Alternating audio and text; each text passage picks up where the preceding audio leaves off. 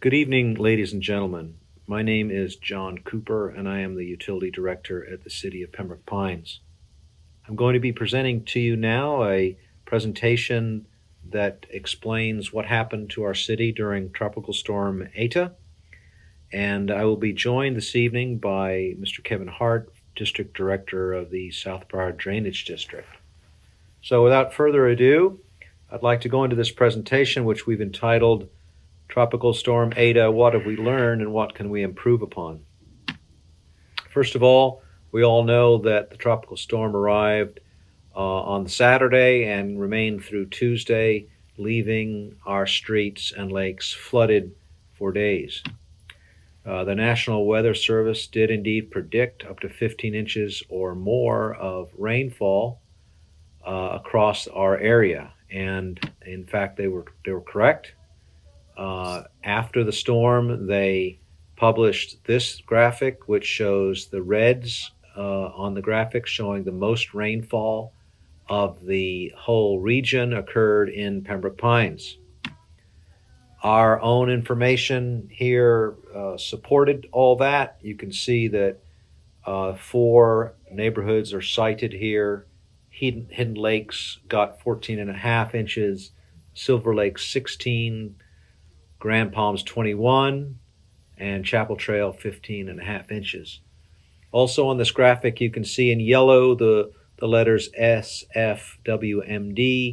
and that's the South Florida Water Management's, that's what they consider a 100-year storm event, 14 to 15 inches in that area. So you can see that we indeed got the rainfall that was determined to be a 1 in 100-year probability, or a 1% chance of happening.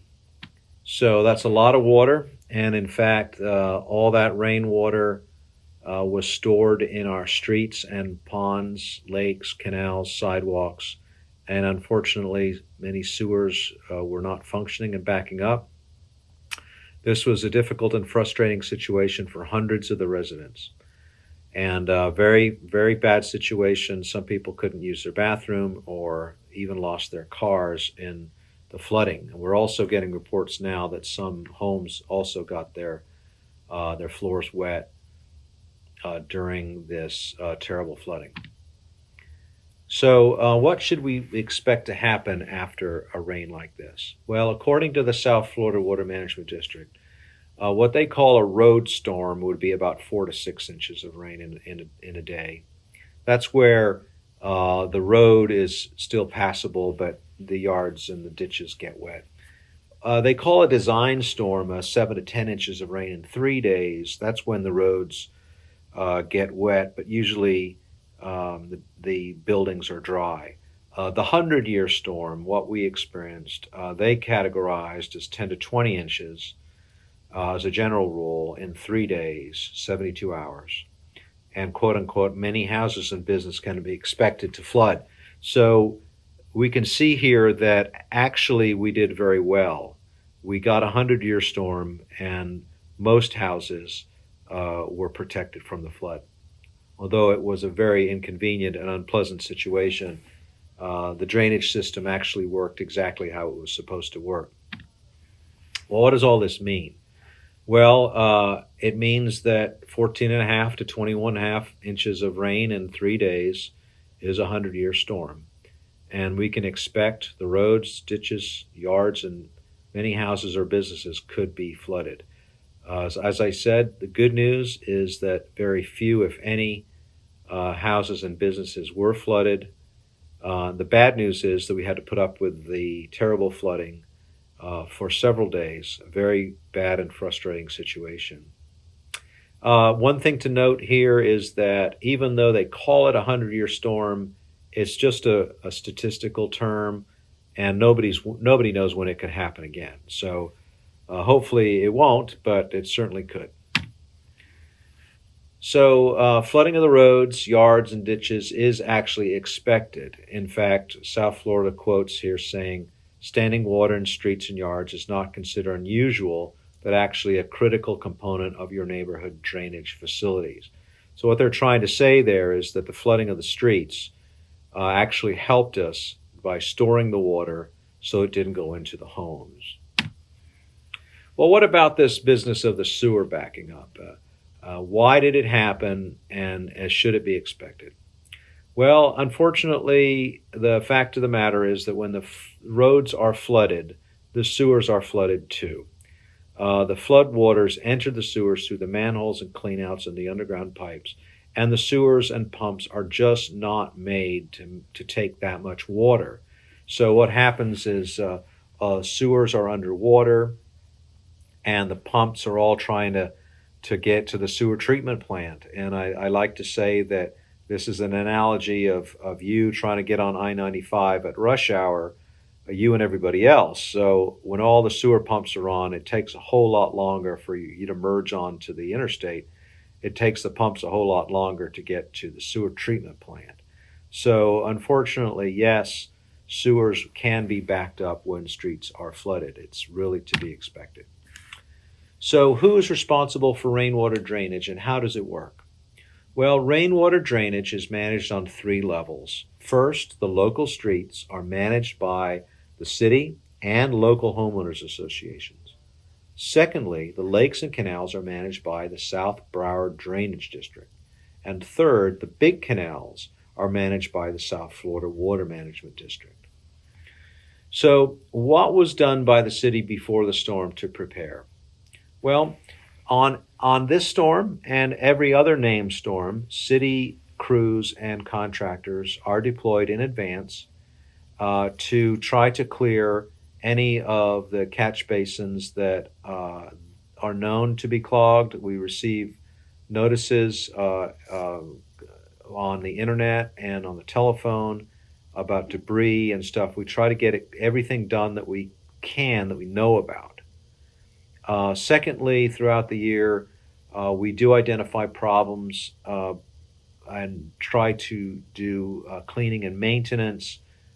Sometimes the residents will tell us about this, and sometimes we observe it ourselves. And thirdly, the city does have an annual contract for maintenance to help keep the drainage functioning. What was done by South Broward Drainage before the storm? A question that's on everybody's mind is this question about how much the lakes were drawn down before the storm. Well, Mr. Hart will speak to this later, but the data that they have indicate that the water was drawn down as much as 2 feet in the far reaches of the system, and the lakes were likely to be a foot on average. That means some would have been more, some would have been less, and that's below normal. And prior to the storm and throughout the year, the canals and lakes and pipes are maintained and inspected for blockages and clogs. That's an ongoing thing by the district. They have an annual maintenance and budget for improving the canals and lakes, and they continually try to do that. Also, the district water pump stations and drainage gates are maintained on a regular basis to ensure that they are ready to operate in the event of major storms. So a lot of preparation going on.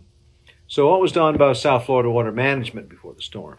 Well, the problem area, the area that got the most flooding for us and remained, was this area out west and north of Pines Boulevard that goes to the Griffin Road Canal. So that's called Canal number 11. And that's way up on Griffin Road, and their information indicates that they lowered that canal approximately 2 feet. So it was lowered 2 feet below normal in preparation for the storm. According to their website, throughout the year, they maintain their canals and inspect for blockages and clogs, and they maintain their drainage pump stations. So that was before the storm. What was done by the city after the storm? Well, as soon as it was safe, and not before, the city crews were deployed. The public services teams made maps of flooded areas and looked for clogged drains and deployed barricades to help drivers see the edge of the road better. After the storm, city crews entered the neighborhoods with these sewage vacuum trucks seen here for lift stations that were not working, were backed up, or there was a problem. They went and physically pulled the sewage out and drove it to the treatment plant. When sewer lift stations could not keep up, these tanker trucks were deployed repeatedly to those neighborhoods. We got a pause and thank you for the communications between the residents, the commissioners, and the city. It was very helpful for us to know where the hot spots were, and we removed approximately 188 truckloads of sewage during the flood, trying to keep the toilets flushing.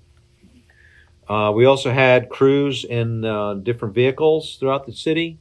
We did respond to approximately 260 complaints and inquiries for residents. You can see here on this map, we mapped them all, keep track of it, and mapped everything, and we found that most of them in the west were seen in this map. There were some in the east, but not nearly as many. Also, after the storm, the city issued precautionary actions on the website regarding the proper hygiene and cautions about sewer backups. We were very concerned about the health and safety of the public, and so we issued these precautions based on the Florida Department of Health guidelines. You know, it's simple to say don't let the kids play in the waters, but it's not so easy, I know. But we must have common sense and take as much precaution as we can regarding sewer backups. We also thought it might be wise to distribute chlorine. We did receive a number of complaints that there was actually sewage remnants found on the grass, and we wanted to make sure that the residents had some means of sanitizing that. So we did offer that, and we provided some guidelines and caution. We asked that you use it very sparingly, follow the directions, be safe. But if there was concern, we wanted to make sure we had that covered.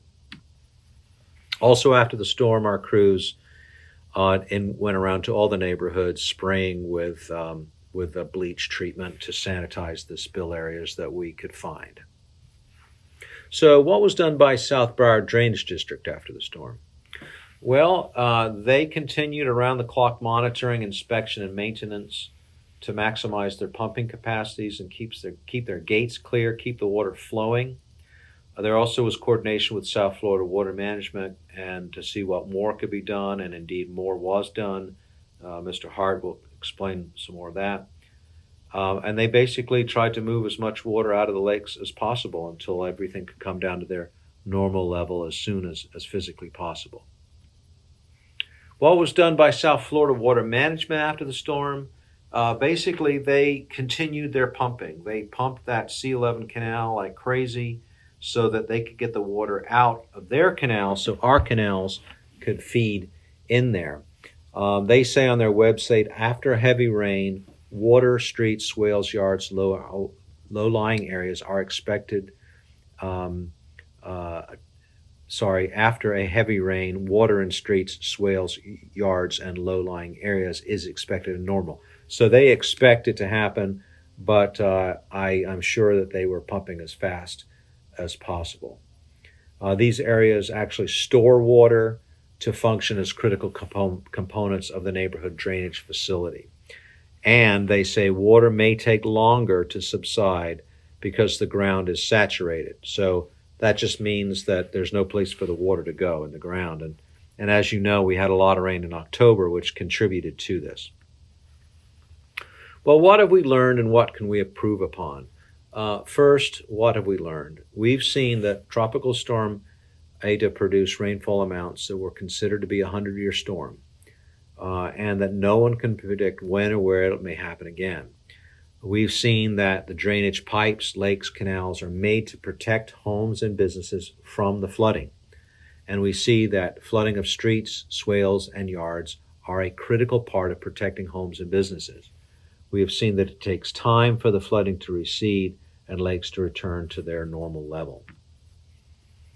Well, what have we learned about sewer backups? We have learned that sewer backups, unfortunately, are an expected consequence of street flooding. That we really do need to follow common sense about sewer backups, and we shouldn't let kids play in the floodwaters. We should follow Department of Health guidelines for proper cleanup. And also, we must never open our sewer clean out. And let me tell you what I mean by that. Sewer clean out is a white pipe that comes up next to your home, and it's a direct connection to your sewer. It's the place where the Roto-Rooter man goes to clean out your pipes if you have a backup. So we were told that some neighborhoods were opening their sewer cleanouts to relieve the pressure on the house so they could flush their toilet. While that sounds like a good idea, it's actually a really, really bad idea. And so we just want to make it known to everybody that opening the sewer cleanout is a bad idea. It just puts your sewage on the ground, and then your neighbor's sewage on the ground comes floating over to your house, and it's just a real no-no. So, unfortunately, the sewers, there was a lot of delay in getting them to work. It was a very difficult situation, but opening the clean out, we want to avoid that. That's a very bad health risk. So, just let everybody know not to do that in your neighborhood. So, what can the city improve upon? Well, first of all, we have identified some equipment that we can get some additional trucks to be able to respond faster. We do need to continue to invest in our infrastructure, in our piping. There are ways to reduce flooding, and we need to continue to invest in our infrastructure and try to limit the impact on the sewer. I like to say that we cannot flip a light switch and turn off the sewer problem, but we can turn the dimmer switch down by investing in infrastructure and reduce the amount of impact. Now, what can the South Broward Drainage District improve upon? Well, at this point, I'm going to turn it over to Mr. Kevin Hart. Mr. Hart is a professional engineer and has been district director of the South Broward Drainage District for 10 years. Mr. Hart, I will turn it over to you now, and you will finish off the presentation for us. Thank you. Thank you, John. Commissioner Seipel, City Manager Dodge, and Pembroke Pines residents. South Broward Drainage District is currently working on the following drainage improvement projects.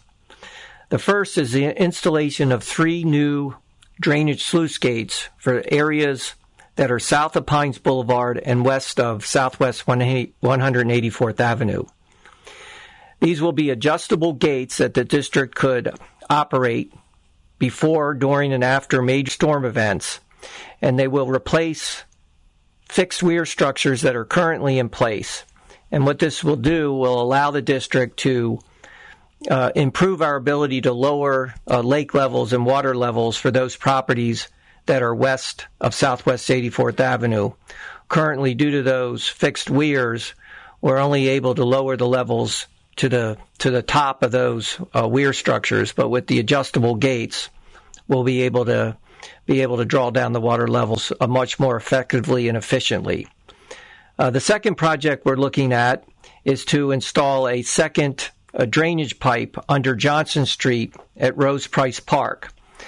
This would double the capacity that currently exists for all of the lake areas and chapel trails that flow through that existing single pipe and into the main outfall canal that leads up to Sheridan Street and eventually up to the Griffin Road Canal, which is the C11 canal.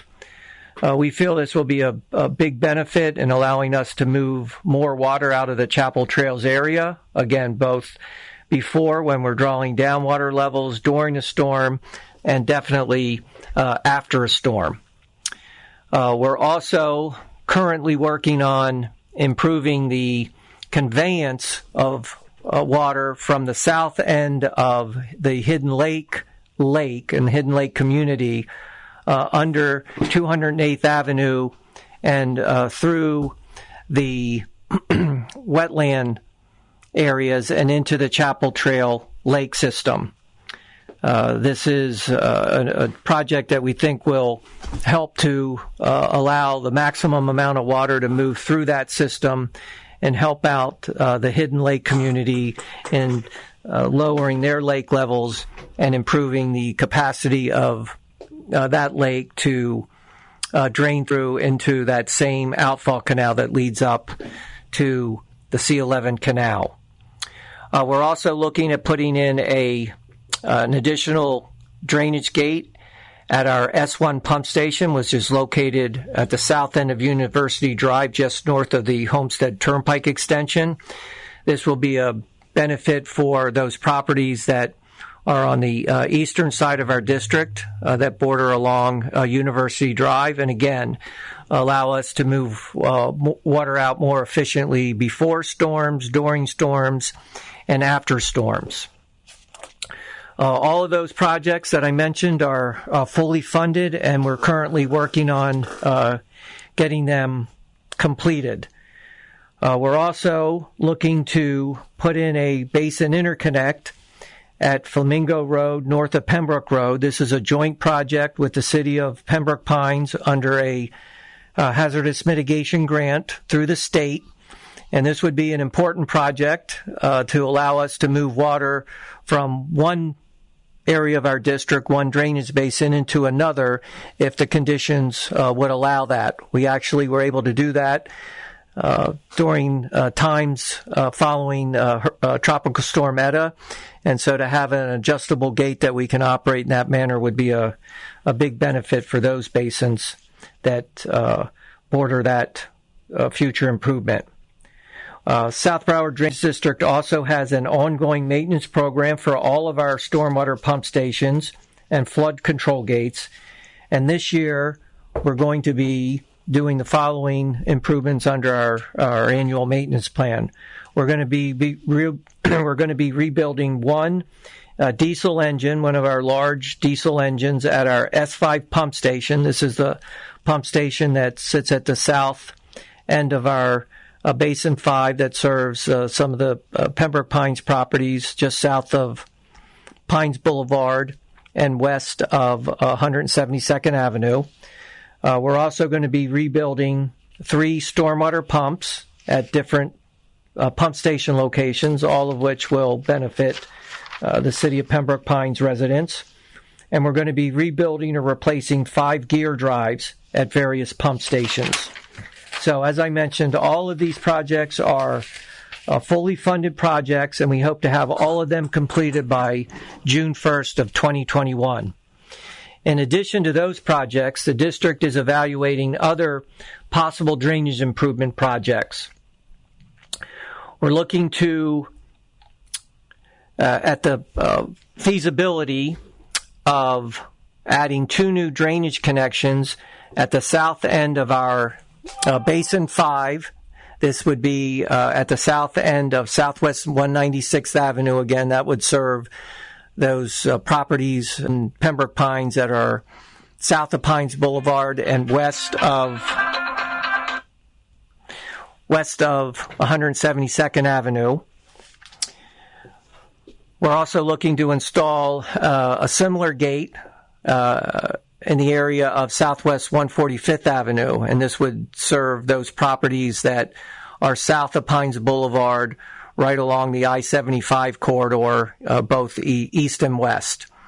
These would be gates that would have direct connections into the C9 canal and would just help us to move more water out pre, during, and post storms.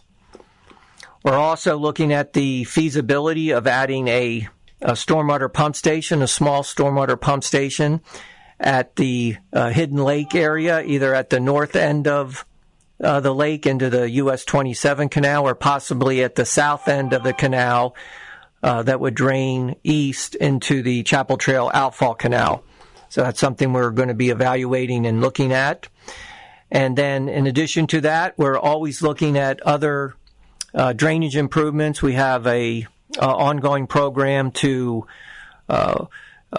improve older drainage pipes, reinforce those pipes. So we'll be doing some of that work this fiscal year, and any other drainage improvements that we feel will be a benefit to the residents of the district.